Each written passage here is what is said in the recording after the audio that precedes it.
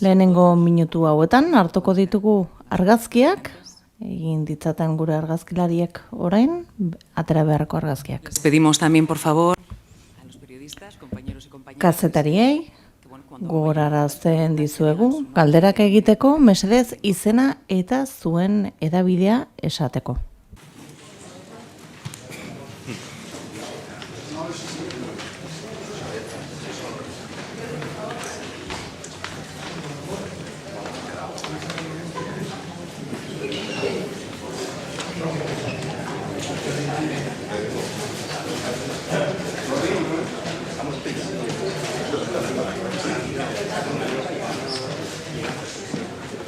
¿Sí lo tenéis? ¡Qué ricasco! Eskerrik asko, muchas gracias. Vamos tomando asiento. Eseriko gara, mesedez? Gracias.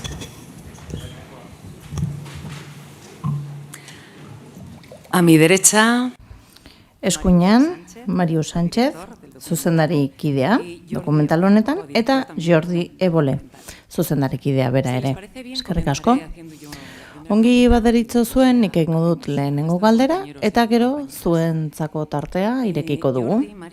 Jordi, Marius, pixka bat, testu inguruan kokatzeko denboran eta lekuan kokatzeko noiz pentsatu zenuten proiektu hau, noiz produzitu zenuten eta noiz egin zenituzten elkarrizketak. Arratsaldeon, proiektu hau sortzen hasi ginen indarkeriaren amaieraren 10. urteurrenerako urtebete falta zela. Gutxi gora bera, orduan hasi ginen, pixka bat ikertzen, dokumental bat egiteko asmoz nola islatu genezaken beste zer gertatu zen negoziazio gaietan.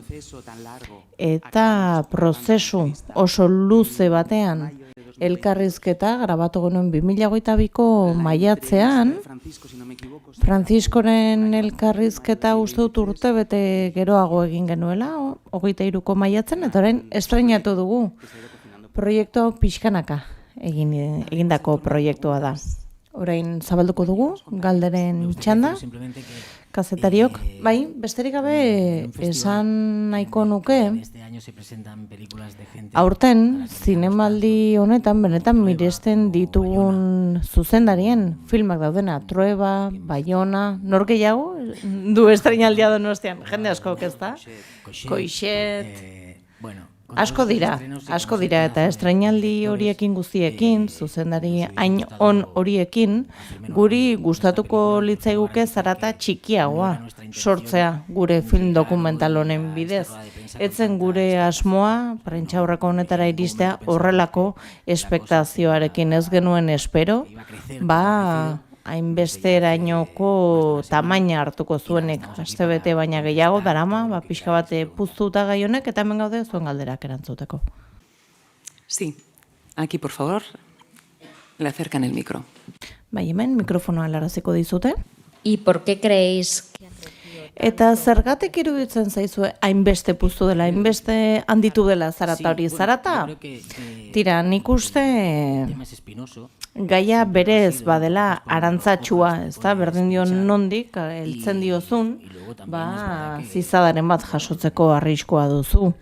Horrez gain ere, egia da, komunikatu gura egin zutenek, agenda bat markatu zutela, eta pixka bat markatu zutela nondik norakoak izango ziren filmari buruzko komentarioak, ez da? Gu noski nahiagoko genuke denek filma ikustea, ez esan aurretik, baina horrela izan da, ez diogu ezer leporatuko inori, bai gustatuko litzaiguke ordea, jendeak aldez aurretik ikusi izana. Beste galdera bat duguan. Gogoratu izena eta hedabidea esatea, bai? Mesedez. Hola, buenas tardes. Yo me llamo... Kaixo, arratsaldeon Juan Sarda, El Culturaletik, hemen nago Jordi. Yo quería hacer un par de preguntas. Nik galdera pare bat ditut. Lehenengoa, aipatu duzue sortu den erreakzioa. Tira, nik uste pixka bat, esperogarria zela, ez? Pixka bat xaloa dela pentsatzea ez zela horrelakorengo pentsatzen dut, egiten ari zinetenean, aurreikusiko zenutela, polemika bat sortuko zela, ez da? Nola bizi zenuten hori? Eta bigarrenik zein den zuen iritzi pertsonala Josu Ternerari buruz. Guk, esan dezagun, badugula ohitura, ez? Badakigu batzuetan, elkarrizketa batzuek burrun handiagoa sortzen dutela, polemika handiagoa sortzen dutela, eta ohitzen ari gara zuritu bezalako aditzak entzuten, eta gu ez gara eroso sentitzen horrekin, ez da? Guk argi dugu zein den gure ogibidea eta nola jardun behar dugun. Gure ogibidean, adibidez gutunura ez genuen espero inolaz ere, ez genuken horrelakorik esperoko inoiz, ez da? Eta horretarako ez geunden prest. Hainbesterainoko zaratarako ez geunden prest. Egia da, dena den, prozesu honetan zehar lasai egon garela, 3 urte hauetan emandako urrats bakoitza osongi pentsatutakoa izan delako, eztabaidatu dugu barne mailan galderak egin dizkiogu gure buruari. Beraz, zentzu horretan oso gogobeteta gaude dokumentalarekin eta emaitzarekin, eta horretaz lasai egon gara, bai. La otra pregunta, ¿respondes tú? Beste galdera zuk erantzungo duzu? Zein zen? No puedo tener una opinión personal muy formada. Tira, ezin dut eduki oso iritzi eratu bat, ez? Maila pertsonalean, elkarrizketan emandako denboraz gain ez dudalako denborarik.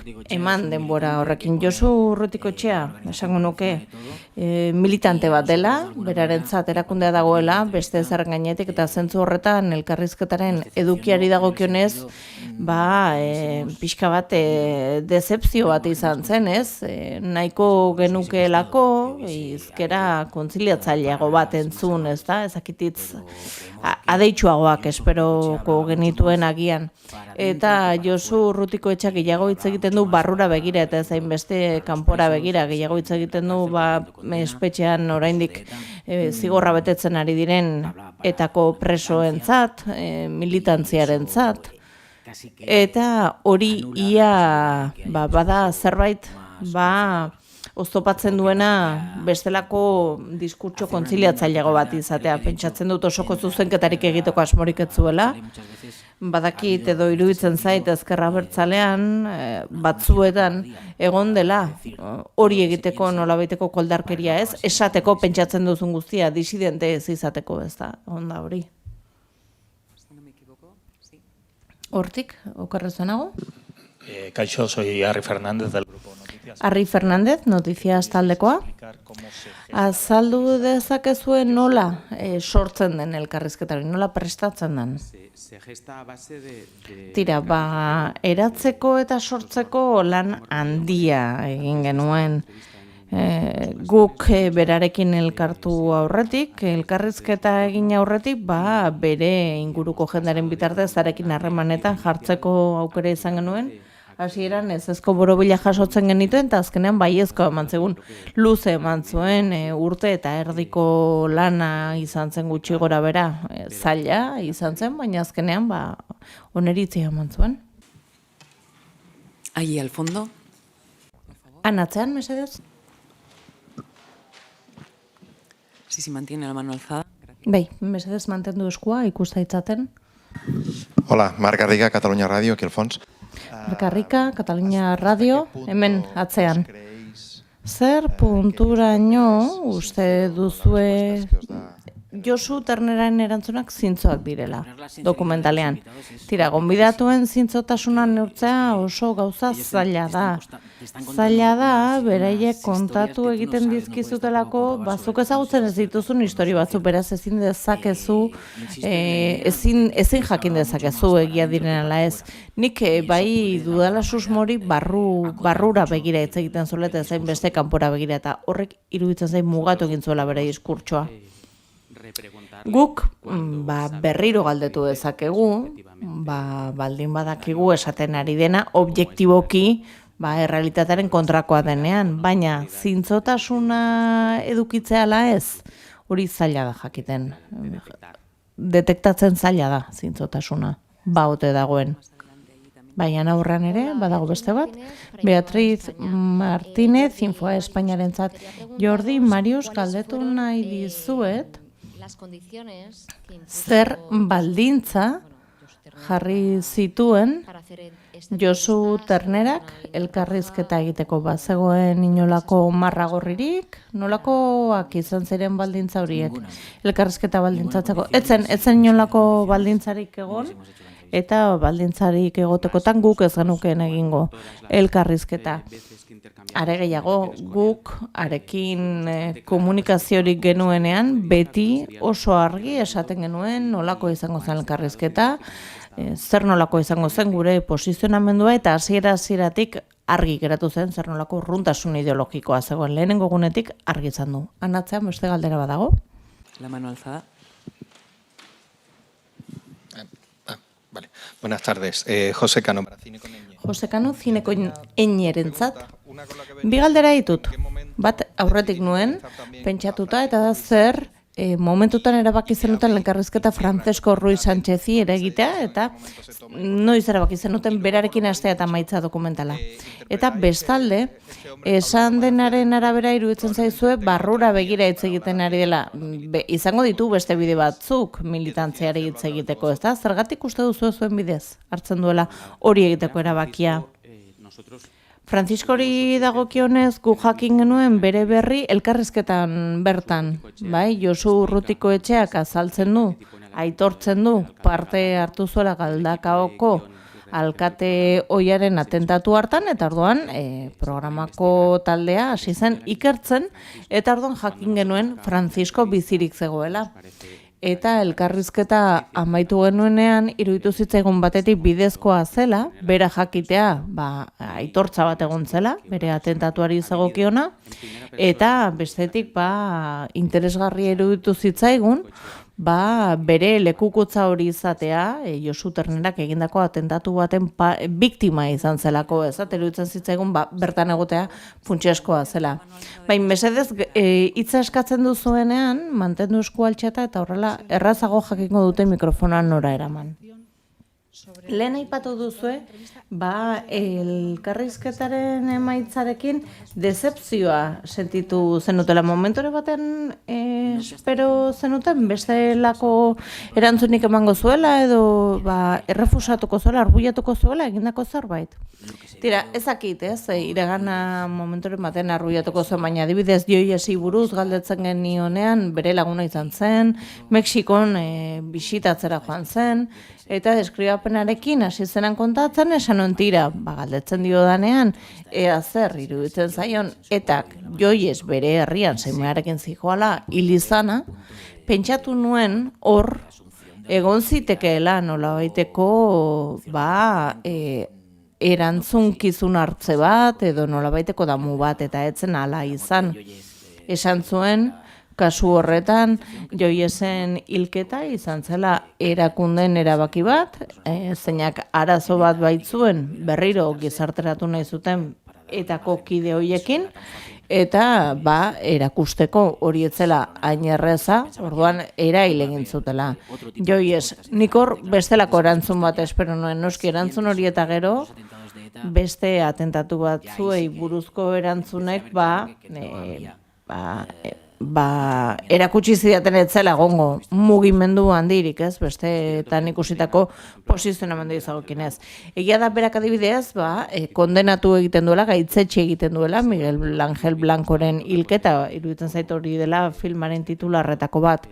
Eta gustatuko litzaiguke guri hori, etaren historiako gainerako atentatuei ere, edatu izana. Etzen horrela izan ordea. Beatriz Martínez, berriro hitza emango badio zuen, mesedez mikrofonoa, mesedez.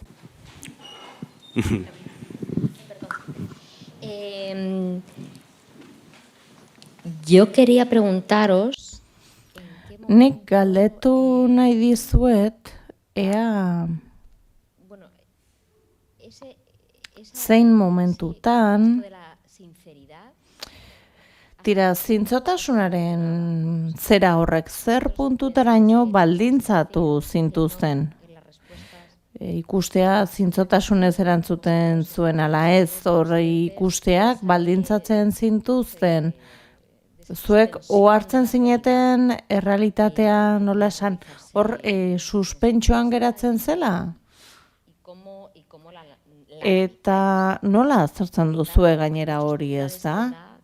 Titular asko ematen dituelako, eta batzu badira nahiko ikamika sor dezaketenak. Eta hedabideetan askok esan dute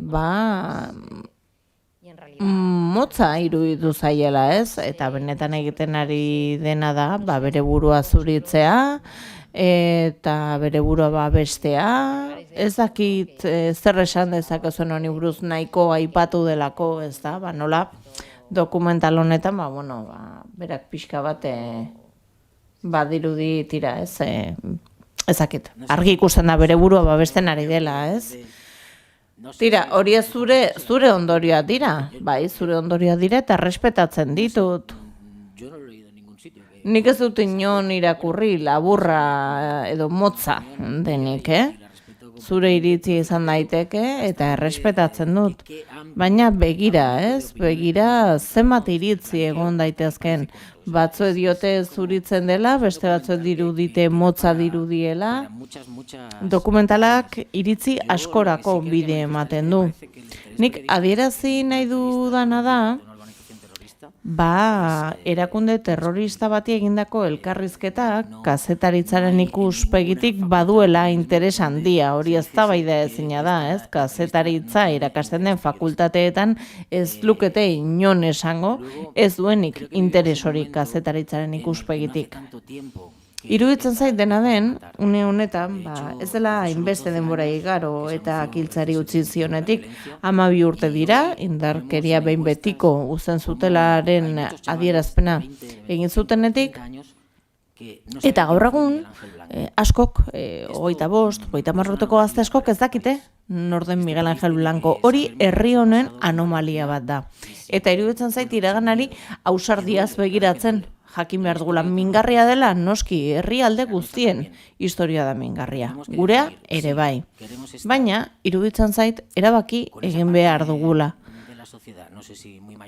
Zer nahi dugu? Egon gizartearen parte horrekin, ezakit gehiengo batena denala ez, baina esaten zutenak, ete bote txapote jakin gabe txapoten orden, edo nahi dugun jakin norden txapote Miguel Angel Blancoren hiltzailea. Nik argi dut, ze aldetan egon nahi dudan. Manuel Meyer, Austriako agentziatik. Zein izan zen benetan zuen asmoa, amnesia orokor honi aurre egitea, gazten ganeratzen ari den amnesia horri, zeintzu ziren elkarrizketa baino lehen zuen asmoa, elkarrizketa aterazen bezala, ez? Nola aterazen, ikusi dugun bezala, ez da? Uste nuen balorazio bat egin bartzen nuela. Gure asmoa zen, besterik gabe argi puntu bat ekartzea, inoiz argia egon ez den leku batera lehen aldia da, etako buru hoi batek elkarrizketa bat ematen diola, estatuaz beste ere mundu mailako eremua duen telebista bati, Netflixi kasu honetan. Guk ez genekien Netflixen agertuko zela azkenean, elkarrizketa, gu hasi ginen lanean, gure ekoiztetxearekin, Producciones del Barriorekin, eta ni baldintzarik gabe lan egin nahi nuen, normalean partner bat duzunean baldintzak sor daitezke, nik nahi nuena zen produktua entregatu. Guk amaitu bezala, eta eman nahi zuen operadorari, horrela eman nahi nion. Zorionez Netflixek berehala agertu zuen interesa edukiarekiko, eta orduan gure asmoa zen, edo gu nahi genuena zen, eduki inoiz ikusi ez dugun ikuspegi hori, ez da? 10. urte hurrenean, indarkeriaren amaieraren 10. urte hurrenean, hainbat serie egin ziren batzuk fikziozkoak, beste batzuk dokumentalak, etari buruz. Eta horietako batean ere, ez zegoen etaren ikuspegia. Niretzat, garrantzitsua da ezagutzea ere ikuspegi hori. Naiz eta oso mingarria izan. Eta hortik aurrera, filma osatu guneoen Francisco Ruizen lekukotzarekin, eta zentzu horretan iruditzen zait oso argi geratzen dela egileok nondik egin dugun gure lana. Eta gauza bat erantziko nuke. Horren atzean ere, bazegon borondate historiko bat, ez da, hemendik urte batzuetara norbait jakin nahi badu, zer nolako arrazoi bidez zuen eta ketako buru batek, ikus dezan nola justifikatzen ziren atentatuak, nola justifikatzen ziren erabakiak, eta iruditzen zait horrek laguntzen digula historia dagokion lekuan jartzen, bai? Hitza eskatu du emakume horrek? Hola, no sé si he querido entender que habéis venido a llenar un hueco que no había... Ezakit ongi ulertu dan. Inolako kazetaririk orain arte bete ez duen zulo hori bete nahi zenuten? Erakunde terroristako buruei dagokienez? Edo, inoiz ez dugu horrelakorik esan, zugu esan zuloa betetzera etorri garenik. Esan nahi genuena bakarrik, zen lehen aldia dela estatu mailakoaz harago, maila globalakoa den kate batek baduela prest erakunde terroristako buru izandako bat prest galderak erantzuteko, besterik ez. Ados erantzuten dio. Iruditzen zaizue interpretazio askorako bide eman dezakela argitaratzen ari diren iritziak ikusita, eta zer adjektibo dituzue zuek Josu Ternerari dagokionez, kanpoko hori baztertuta, zuenak zeintzuk dira? Gehien erabiltzen ari garen adjektiboa egun hauetan bada militantea. Bada berarentzat eta erakundea beste ezarren gainetik dagoen zerbait, eta bere argudioak, bere arrazoi bideak beti hortik abiatzen dira. Bai, eta gero sentsazioei dagokienez, horri buruz galdatzen baduzu, lehen aipatu dut, ez? Niretzat etxigarria izan zen ikustea, ez zegoela posizionamendu kontziliagarriago bat bere aldetik, Josu Urrutiko etxearen aldetik, bigarren hilaran? Kaixo, prentsaurrekoa hitz egiten... Prentsaurrekoan hitz egiten hasi gara sortuen zarataz, eta nola badauden beste zinemagile askoz ere handiagoak edo miresgarriagoak. Iruditzen zaizue zarata horrek ere zuei kalterik egin dizuela? Ala? Ez esango nuke, izan ditugu egoera gehiago, eta egoera horietan zarata ere sortu da, ez? Gure ibilbidean zehar, egin genuenean 23Faren dokumental fatxua, Arnaldo Otegiri elkarrizketa egin genionean, Iñaki Rekarteetako kideoiari elkarrizketa egin genionean, edo adibide utxalagoak ematearren, Miguel Boseri elkarrizketa egin genionean. Beraz, izan ditugu jada aurretik egoera arazotxuak edo korapilatxuak. Hau etzaigu iruditzen korapilatxuagoa denik. Bai, beste galdera bat egingo dugu eta gero itzuliko gara zugana, bai? Ali Urrosolo. Ali Urrosolo, Cine por otra belektik. Eta lehenik eta behin nik iruzkin positiboa zorionak zuei, zorionak zinemaldiari, zorionak ere Netflixi, ausardiagatik, eta batez ere zuei, iruditzen zait etorkizunari ate bat irekitzen dio zuela. Eta iruditzen zait, gizartea oraindik ez dagoela prest, baina zuek ate bat irekitzen ari zaretela iruditzen zait. Ikuspegi bat jartzen duzuelako orain arte jaso ez duguna, ez? Eskerrik asko. Eta niretzat, berarekiko oso kritikoa izan da, argi dago bere tarrei hitz egiten diela, ez? Baina, eta bere tarrekin ere oso kritikoa naiz, baina iruditzen zait urrats bat eman duela. Zuentza zer izan da edo zer izaten ari da zailena lan honekin lotuta? Era una entrevista muy complicada desde el minuto -3, desde el momento en el que decidimos tirar hacia adelante. Hasieratik. La situación sabíamos que podía ser complicada. Zen oso komplikatua elkarrizketa hau. Lehen kazetari bate galdetu digu, ez? Nola etzen duten espero edo nola etzen duten aurrekusi. Zarata hau noski espero genuen, Baina ez genuen espero zentsura preventiborik, ez da? Horrela deitzearren. Baina elkarrizketari heltzera gindua zela, zuk esaten duzun une zail horretarako, egin genezaken prestaketa lan bakarra zen, elkarrizketa bera oso ongi prestatzea, ez kolapsatzeko. Elkarrizketa hori egiteko, erabilitako bitartekoak ez dira gaur egun, kazetariak erabilitzaketena 2 urte behar izan ditugu elkarrizketa egiteko, urte bete edizioa egiteko. Hori, guretzat, luxua da, batetik, badakigu, ogibide honetan, zer nolako egoratan gauden, eta askok ezin dutela horrelakorik egin, eta guk hori egiteko aukera izan dugula. Eta ogibidearekiko konpromisoari esker eta lanari esker, atera ahal izan da, proiektu hau eskartzen dizkizut hitzak benetan, Guretzat errazena etxean geratzea zelako, guretzat errazena zen elkarrizketa ez egitea. Baina, guk ez dugu nahi, sortuko diren zurrumurruak direla eta guk egin behar dugula sentitzen dugun hori ez egitea. Eta iruditzen zaigu, badela eginkizun periodistiko bat. Kazetare gisa egin behar duguna.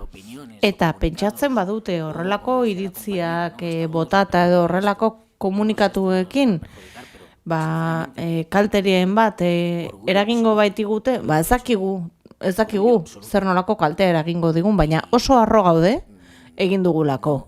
Guztiz harro gaude egin dugulako. Eta ez litzaidake gustatuko behin atzera begiratu eta pentsatzea. Hori ez nuen egin, beldurra izan nuelako. Ez nuke hori nahi. Lehenengo hilaran, mesedez? Kaixo, Jone Karz, film del boletonetik, suitzatik. Pixka bat hasierakora helduta, esan duzue denbora asko behar izan zen dutela, bera baiezkoa eman zuen arte. Zer nolako argudioak erabili zenituzen, nola konbentzitu zenuten, nola izan zen kontaktua? Nola lortu zenuten baiezko hori bazenuten, estrategiaren bat, nola biteko ideiarik, berarekin nola hitzegin, nola iritsiaren gana. Hurbilketa lehen zintzotasuna aipatu da ez da, eta nik hitz egin dezaket zein zen gure zintzotasun maila.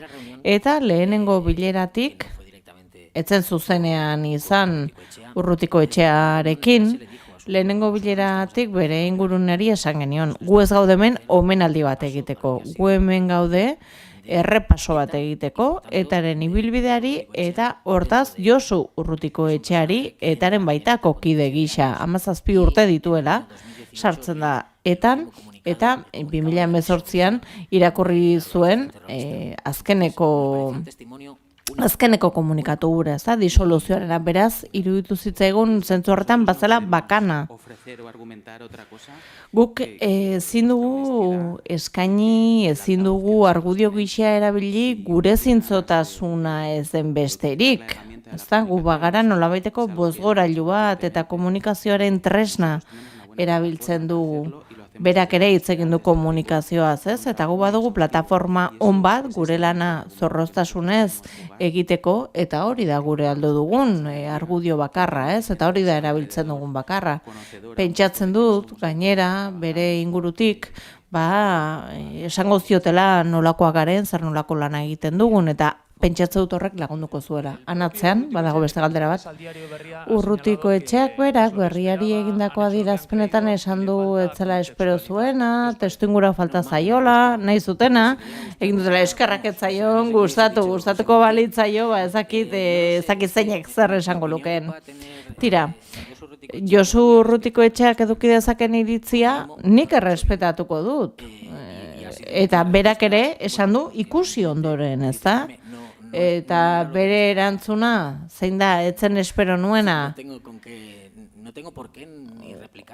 Iruditzen zait, iardespenik ere, ez duela zertan eman, bere iritzia da, eta oso ondo iruditzen zait, bere iritzia ematea.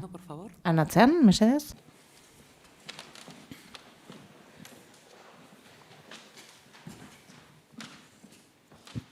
Gracias.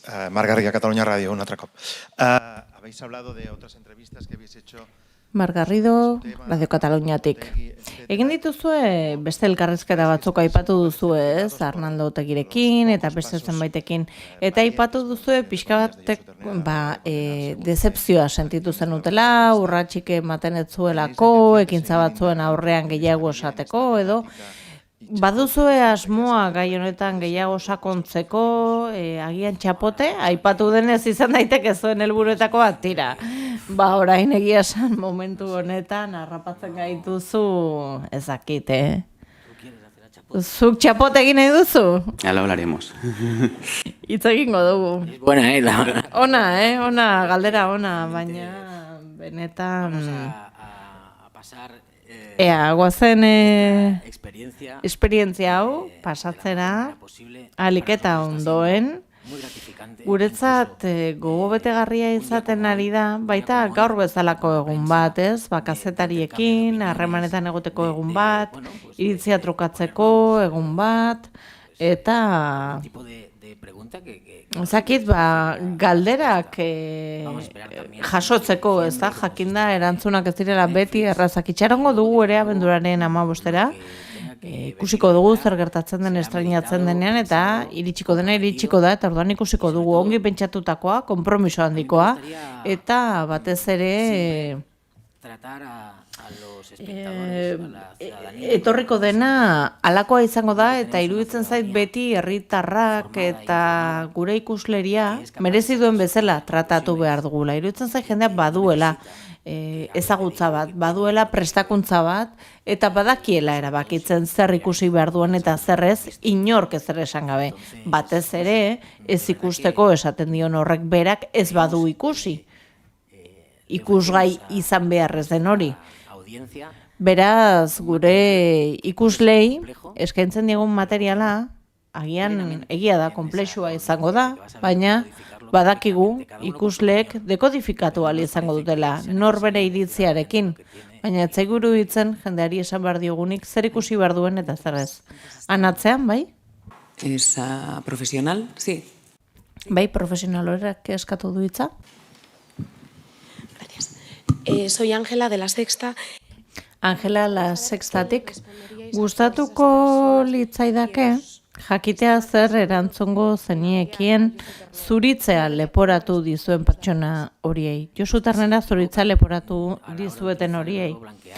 Zuritu aditza gaizki erabiltzen ari direla. Elkarrizketa bat egitea ez da zuritzea. Galdetzea ez da zuritzea. Eta iruditzen zaigu oso gutxi ezagutzen gaituztela, guk Josu Urrutiko etxea zuritzen dugula pentsatzen badute. Ez gaituzte ezagutzen inondik inora ere. Gu Ezker Abertzalen inguruan kokatzen bagaituzte, edo arekiko nolabaiteko gertutasun batean kokatzen bagaituzte, edo uste badute gu izan gaitezkela, pixka bat haien aldeko kazetariak, ez da horrela inolaz ere ez da, eta iruditzen zait gehiegi erabiltzen ari direla, zuritu aditza, eta benetan ez dut ulertzen, kasu honetan zer esanaia ematen zaion aditz horri. Eta nik erantziko nuke espero dudala, benetan haiek ere elkarrizketa ikustea. Ikusten badute, benetan ikusiko dutelako ez dugula inor zuritzen. Azkeneko bi galdera, mesedez, amaitu behar dugu? Yo soy Juan Salgado otra vez del Cultural. Juan Salgado berriro, Kultura Espainoletik. Nik esan nahiko nuke, inbatean, ulertzen ditu dela zuen argudio, baina harritzen hau zuek esatea militantea dela, ez? Hiltzailea, militantea izango da Pedro Sánchez, edo ezakit. Pixkat deigarria iruditzen zait hitz hori, Iruditzen zait biztakoa dela, kasu honetan badagoela arazo politikoak, baina baita ere arazo kriminal bat. Eta ez dute sentsazionalista izan nahi, baina zein honetan iruditzen zaizue, edo zer iruditzen zaizue, eta hildako ezakite emaztea, senarra, familiakideren bat duen pertsona horrek, ikusten duenean hiltzaile horri, bizitza ondatu dion pertsona horri militante esaten diogula, ez delako pertsonaia politikoa, pertsonaia kriminala da, ez? Tira, agian ez da ongi ulertu, bai nik esan dute, hitz hori, azaldu nahi baduzu, nik kasu honetan esaten dudanean militante, militantea dela esan nahi dut, bere arrazoi bidean ez dagola inoiz bere iritzia, ez da baizik etak ezarritako jarraibide batzuk, eta horiek egituratzen dutela bere pentsatzeko, arrazoitzeko eta argudiatzeko modua. Berarekin hitz egiteko eseri ginenean, elkarrizketa honek ezaugarri hori du, ez da, bera ez da ateratzen militante eta komilitante izan da, pentsatu behar duzun horren eremutik, ez da, horregatik erabili dut adjetibo hori, uste nuen ulertu zera tira. Nik esango nuke militante fanatiko ere dela, ez dut erabili nahi, bestelako terminologiarik, hitz asko buratzen zaizki, baina iruditzen zait horrelako kalifikazioetan sartzea, ez dagokigula guri, ez da? Kontsideratzea Josu Urrutikoetxea fanatiko bat dela eta bezalako erakunde terroristea batean, agian gehiago bat etor daitekela zure iritzi horrekin, ez? Ez dugu esan, militantea da, besterik ez dugu hori esan nahi, etzen gure asmoa inolaz ere, eta beste militanteren batek ofentsarik sentitu badu, zuk esaten zenuen bezala, ez? Pedro Sánchez da militantea du beste askok, ez? Esango te tira, militantea ni naiz, ez gizonura, ez da? Iruditzen zait, asmoa etzela hori, Mariusen asmoa etzela hori, ez? Esatean militante huts bat dela, ez dezagun hori jaso mesedez, guretzak garrantzitsua delako argi egon dadin zer esan nahi genuen. Milimetrora neurtzen ari dira esaten duguna, koma eta punto, bakoitza 2 puntuak, eten puntuak. Beraz, gauza hau konplexua da. Beraz, nik oso ongi ulertu dut Mariusek zer esan nahi zuen. Militante esan duenean, horrela pixka gehiago argitzen dizut, espero dut balioko dizula. Eta biktimei dagokienez, min hori saiestezina da. Saietxezina da, herrialde baten historia berrikustean. Nahi baduzu errepasatu, herrialde horren historia bizitu den horrekin, ez da, edo gertatu den horrekin. Iritzi ugari daude biktimen artean, biktimaren batek, agian esango dizu ez dut ikusi nahi, baina egon daiteke ere biktima bat esango dizuna banik, benetan irrika dut ikusteko. Biktimak ez dira kolektibo homogeneoa, ez dira masa bakar eta abstraktu bat, pertsonak dira, pertsona zehatzak. Eta esaten dizut atzo Sarabuesarekin egon nintzelako Gasteizen aita akatu zioten 2000 urtean. Sarabuesa badu diskurtso oso kontziliatzaile bat, eta niretzan miresgarria da, ari da lan egiten errukiaren inguruan, gai horretan sakontzen. Eta berak ikusi du dokumentalaren parte bat, eta hitz egin dugu horri buruz, eta berak ez du sentitu inolako ofentsarik egin dugulako, ez da minduta, sentitu, eta ez zaio inolaz ere iruditu inork ikusi beharko ez lukeenik. Asko aipatu nitzake, baina Francisco Ruizek berak jaso zituen komandoaren tiroak, Josu Urrutikoetxea zegoen komandoaren tiroa jaso zituen gizonak, gure dokumentalen hasieran eta amaieran agertzen denak, esan genionean material hori genuela, elkarrizketa hori genuela, eta Josu Urrutikoetxea bere atentatuari buruzko informazioa ematen zuela, eskatu zigun lehenengo gauza izan zen ikustea, elkarrizketa hori ikustea. Neri Francisco Ruizek esango balit, aizu hau ekarri duzu eta ez dut ikusi ere egin nahi, nik ulertuko nuken noski. Baina gustatuko litzaidake biktima guztiak ez homogeneizatzea. Biktima ez da kategoria bat. Terrorismoaren biktima, etaren biktima ez da kategoria bat. Hor pertsona zehatzak daude. Eta benetan diotsut asko gerturatu direla gugana, banaka eta baita ere kolektiboki esateko oso ongi dago egin duzuena. Una última pregunta. Azkeneko galdera. Hola, buenas tardes. Arratsaldeon, gustatuko litzaidake batetik jakitea zenbat iraun zuen elkarrizketak gordinean, eta bestetik lehen eginda galdera bat erantzun gabe geratu dena. Zergatik iruditzen zaizue baiezko eman zuela Josu Urrutikoetxeak? Eskerrik asko. Elkarrizketa 3 goizetan, 3 orduko 3 saio egin genituen, beraz, 9 bat ordu ditugu gordinean, ez da? Bai. Yo no te puedo decir porque accedió... Ezin dizut esan, ez da? Zergatik esan zuen baietz, Josu Urrutikoetxeak. Egia da, berari elkarrizketan ikusten zaiola obsesio puntu bat, ez? Edabide bere inguruan eman duten irudiarekin, ez da? Eta esaten du, orain arte besteek hitz egin dute, nire ordez, orain nik hartuko dut hitza. Niri etzai bururatzen beste arrazoirik, ez? Jakingo duzuenez, estradizioaren zai dago Frantzian, 2 kausa horiek epaitzen direnean, ziurrenik estradituko dute Espainiara, epaitua izan dadin, kausa batzu dituelako. Eta galdetu genion zuzenean, ea baiezko esan zuen, baiketa horretarako, pixka bat lurra prestatzeko, eta esan zuen ez zela izan. Horregatik eta galdera hori ez genuen sartu, ikusi genuelako, ez zuela merezi sartza. Esan dezakedan, arrazoi bakarra, eta berrian ematen duena, ez? Berriak egindako elkarrizketan, berak dio komunikazioa tresna bat dela, ez duela erabili orain arte, eta erabili nahi duela, eta horregatik egiten duela elkarrizketa bat. Ongi, honekin amaituko dugu, prentsaurreko. Dena esan zerbaitu badakizu zerbait honi buruz. Ez, gero jarraituko dugu ez da baidan. Zerbait esateko eskatu didazunik eskerrik asko, zorroztasunagatik eta errespetogatik guztioi. Eskerrik asko, ogibidekideok oso garrantzitsua da horrelako lekuak izatea aurrera egiten jarraitzeko, eta noski eskerrik asko zuei bioi, Mariu Sánchez eta Jordi Ebole, eskerrik asko.